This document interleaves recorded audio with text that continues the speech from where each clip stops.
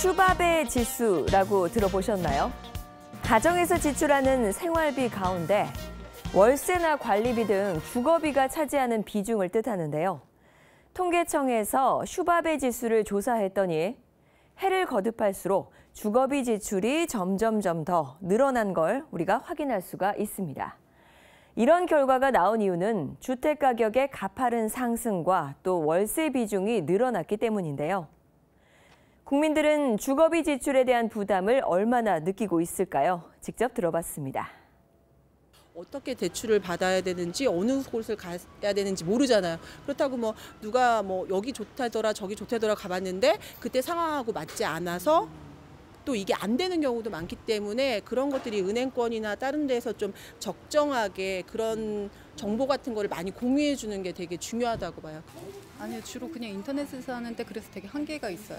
발로 사는 정보가 솔직히 정확한 건지 이렇게 시중에 떠도는 게 그런 것도 그렇지 않으니까 좀 체계되어 있으면은 좋겠다는 생각이. 개인으로 구하다 보면은 따로 비교를 할 수가 없어서 이제 비싸도 그냥 사야 되는데 그런 사이트가 생기게 되면은 비교하게 돼서 좀 더 저렴하게 이제 구할 수 있어서 좋을 것 같아요. 주택 대출 종류가 너무 많은데 어떤 게 가장 이자가 저렴하고 저한테 맞는 건지 알아보는 게 너무 어려워서 되게 혼란스러운 것 같아요.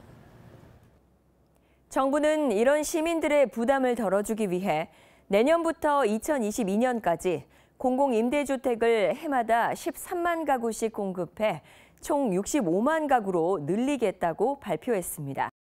하지만 소득이나 자격 조건에 따라 임대주택 입주 여부가 달라서 내게 딱 맞는 정보를 찾기란 쉽지 않은데요.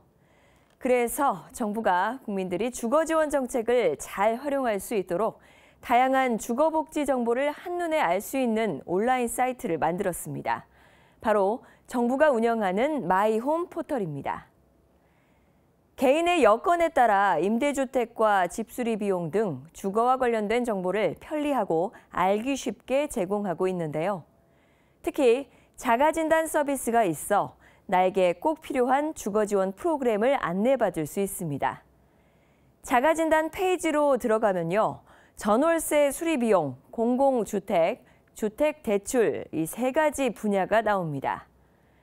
공공주택을 클릭해보면요.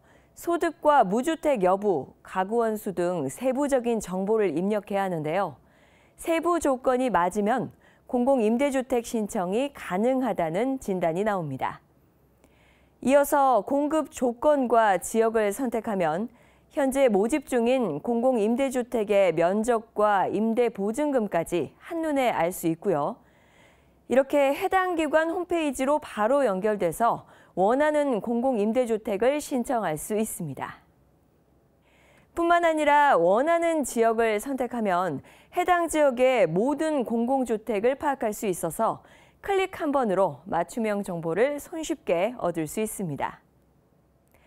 실제로 국토교통부에서 지난해 주거지원 프로그램이 필요한가에 대한 조사를 실시한 결과 저소득층일수록 주거지원 프로그램이 필요하다고 답했습니다. 주거지원 정책이 필요하고 궁금한 분들은 지금 마이홈 포털 사이트에 접속하셔서 원하는 정보를 확인해 보시기 바랍니다. 지금까지 똑똑한 정책 뉴스였습니다.